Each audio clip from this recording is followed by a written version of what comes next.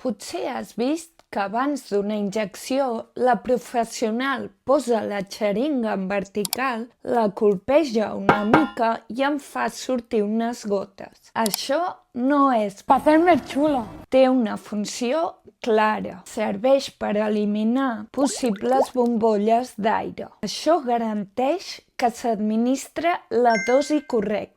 L'aire ocupa volum i això podria fer que s'administrés una dosi diferent de la prescrita i redueix el risc d'embòlia, sobretot en injeccions intravenoses. Una embòlia es produeix quan una bombolla d'aire entra a la sang i es queda atrapada en un vas, bloquejant el flux sanguini. En les injeccions subcutànies o intramusculars, aquest risc és molt menor. Hi ha una excepció a la pràctica de treure l'aire de la xeringa. En alguns casos es deixa una petita bombolla d'aire de manera intencionada. Aquesta tècnica s'anomena bloqueig d'aire i ajuda a segellar el lloc de la injecció, evitant que el medicament retorni cap a la superfície i s'escapi.